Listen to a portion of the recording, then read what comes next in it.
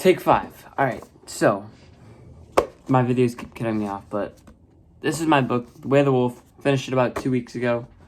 Finally recording this. I've been dreading recording it, because my phone stinks, and it, cuts off videos, so it takes me a while to get the right take, but let's start off with my thoughts on the book. So, sorry, I'm just putting my notes up there so I don't keep looking over my shoulder, but there we go. So my thoughts on the book. I love this book. I think Jordan Belfort, for one of his first books, this is amazing. Really good. Top 5 book, I'd say. And here's the thing. I don't read much. Besides in class, outside of school, I don't read much. Probably have read 15 books outside of school my whole life. They're real books, not children's books. And this is a top 3, for sure. 3 or 2. The One and Only Ivan is still number 1. Really liked that book when I was a kid. Probably still do. Should reread it. But besides the point. What I like the most is his comedic factor. He is funny. The stories that he tells go hand in hand with what he's trying to teach us. And also are hilarious. Because if you know, he did a lot of the wrong stuff back in the day. And it goes really funny. And it also is a good lesson. And I loved it. He swears, which I think swearing in a book, when it's just an educational book, it keeps you engaged. I liked it. Some people don't like swearing, but I thought it was funny. And it's very educational. Very educational. I learned so much. I think from the last video and this video, you'll learn a lot too. And that's me proving to you how much I learned if you learned anything. And he read it really good. But let's continue about the overall theme of this book. And I think it's once you fail, try again. And it really goes hand in hand with sales. That's what I was about to say. If you mess up a sale, what do? Okay, I'm done. Done for the day. I didn't get the sale. No, you move on. You go try to get another sale. That's really what he ingrained in your head. If it doesn't work the first time, do it the second time. Doesn't work the second time, do it a third time. Keep going until you sell, and then continue doing that. So I think that's the overall theme, but there's a lot of themes, like Macbeth, there were so many themes. It's kind of like that, But, sorry, I'm talking really fast. It's because I did so many takes, but let's continue. There was 3 major parts of this book in the second half, right? Tonality, I have to see. Oh yeah, further selling knowledge, and looping. I think those are the 3 biggest things he talked about. I want to start off with tonality at page 107 and 108, which is right here. And he starts off with an example about John Smith. You're doing a call and you call someone named John Smith. I'll read it word for word. For example, let's say you cold call is just you don't know them, you're just calling them. Cold call a prospect named John Smith, and he picks up the phone and says, "Hello," to which you reply, "Hi, my name is Bill Peterson from the Acme Travel Company. I'm looking for Mr. John Smith. Is he home?" Let's go a page forward. There's some stuff that happens in between. Talks about, what could potentially happen. But at the end he says, "So how does he respond? Let's finally answer it." Well, in many cases, your typical John Smith simply hangs up the phone confident in the fact that he won't be offered anyone or anything that he knows. What does that mean?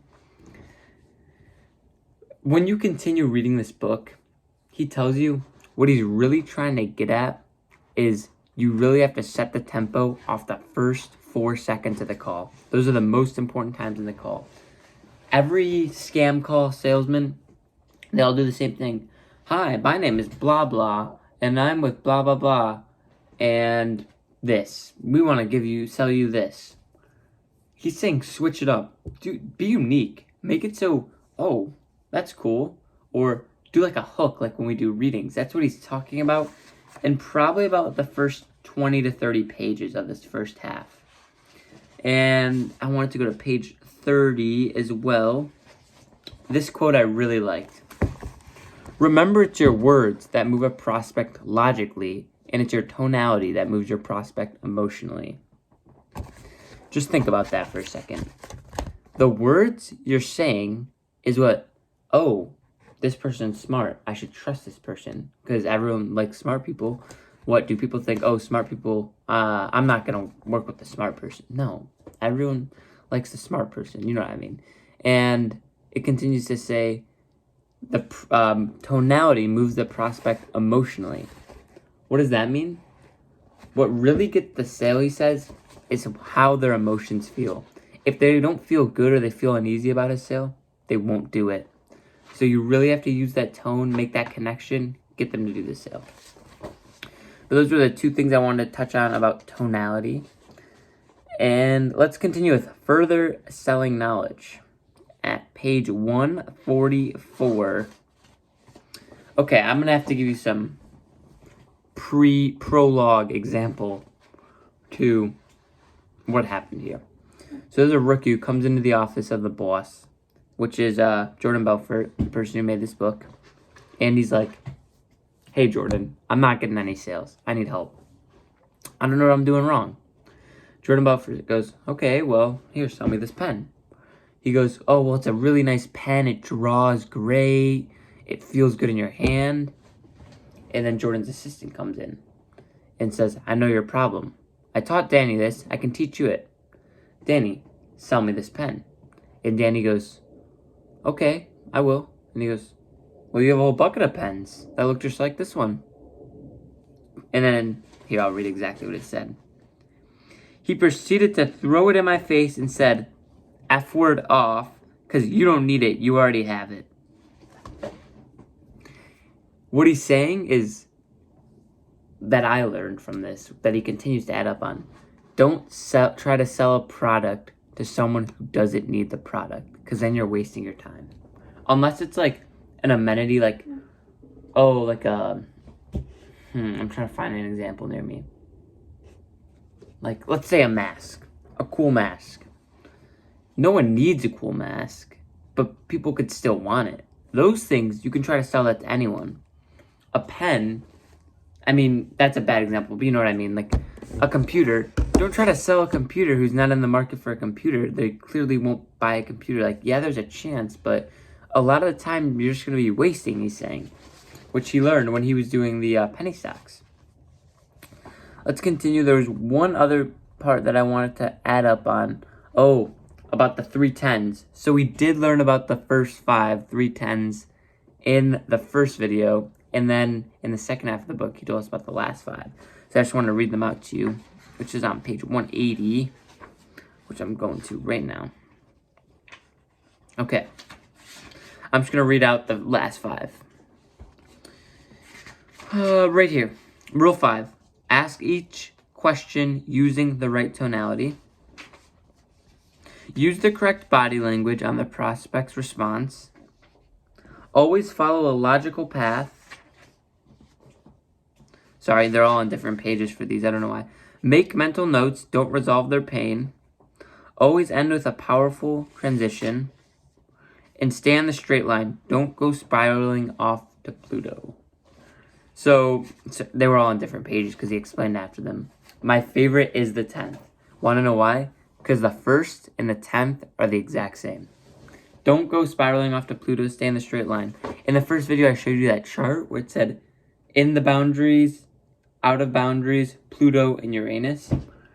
What he's saying is you want to keep them on topic. You don't want to be talking about their family in Jersey.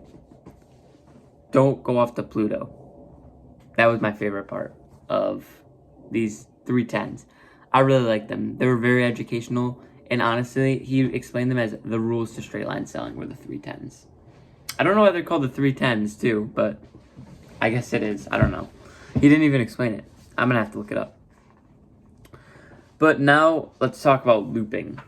So looping, I'll give you the explanation before we go to my 2 quotes I want to talk about looping. But looping is pretty much when someone says, oh, I'm going to have to ask my wife about it, you make sure you call back. Or they say, I don't really know, you make sure to ask again.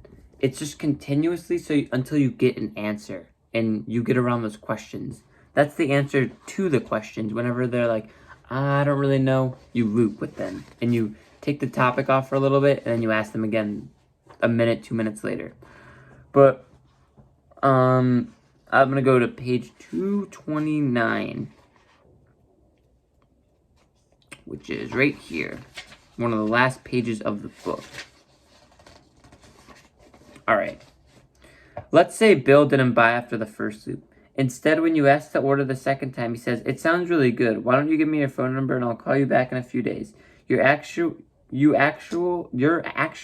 rebuttal to that objections would sound something like this. "I hear what you're saying, Bill, but let me just say, I've been doing this for quite some time, and if there's one thing I've learned, it's when people say they're going to think about it or call back, it ends up happening that they end up putting the idea in, and they never and it never comes back in their mind." That's exactly why he says every a minute or 2 minutes, you have to come back and ask them the question again. If not, you'll never get the response that you want. I can close my book. I'm all done with quotes. But I still want to talk about it. Overall, I really enjoyed this book. I finished it probably in month. I read just 10 pages a night, cranked it out, finished it in 30 days. It works for me because I'm not much of a reader, to be honest. I know some people are. They can read 50 pages in one sitting. I'm more of a 10-pager a night type of guy. It works. I liked it. And I'm really going to read one of his other books. And I mean that. I'm serious. I'm going to read another book from him. I'm hoping it's another one where I can learn. I haven't looked into them. But I'm thinking around May I'm going to start it. But overall, I really like this project. Probably my favorite project we did in this class by far. Macbeth was fun too, but this one I really enjoyed in my free time. So, have a great day. See ya.